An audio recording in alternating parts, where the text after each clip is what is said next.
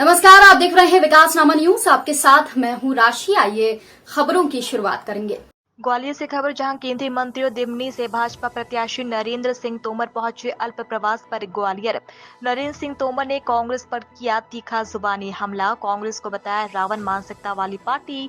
सांसद और केंद्रीय मंत्रियों को टिकट दिए जाने पर बोले, कोई व्यक्ति केंद्रीय मंत्री हो, सांसद हो और अन्य पद पर हो, वो पहले भारतीय जनता पार्टी का कार्यकर्ता है। भारतीय जनता पार्टी के केंद्रीय चुनाव समिति ने यदि निर्णय किया है हम कार्यकर्ता चुनाव लड़ेंगे, जब निर्णय हुआ तो सभी को लड़ना चाहिए और सब लड़ रहे हैं। इस फैसले पर कांग्रेस को आपत्ति नहीं होना चाहिए। कांग्रेस द्वारा भाजपा को डरा हुआ बताने के सवाल पर कहा, बीजेपी नहीं, कांग्रेस भयभीत है, वो मोदी जी की लोकप्रियता से डरी हुई है।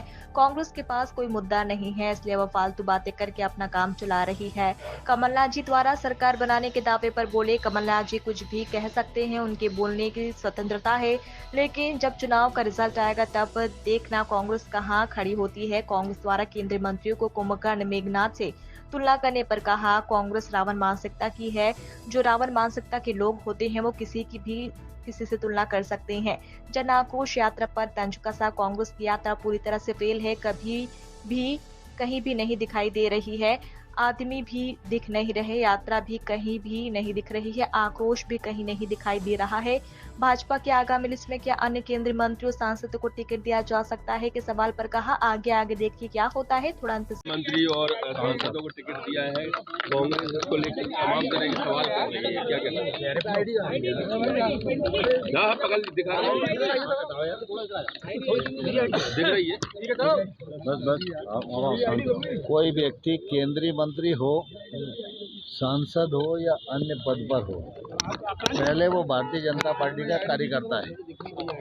भारतीय जनता पार्टी की केंद्रीय चुनाव समिति ने अगर निर्णय किया कि अमुक अमुक कार्यकर्ता चुनाव लड़ेंगे, तो जब निर्णय हुआ है तो सबने लड़ना चाहिए और सब लड़ रहे हैं। इसमें कांग्रेस को क्या आपत्ति होनी चाहिए? कांग्रेस कहना है कि पूरी तरह से बीजेपी फेल है और घबरा रही है, इसलिए सांसदों को टिकट दिया गया है।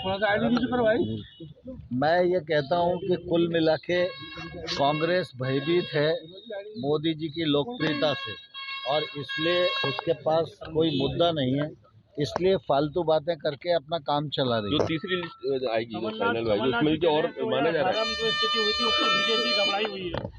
मैं समझता हूँ कि कमलनाथ जी कह सकते हैं और उनको बोलने की स्वतंत्रता है, लेकिन जब चुनाव का रिजल्ट आएगा तब देखना कांग्रेस कहाँ खड़ी होगी।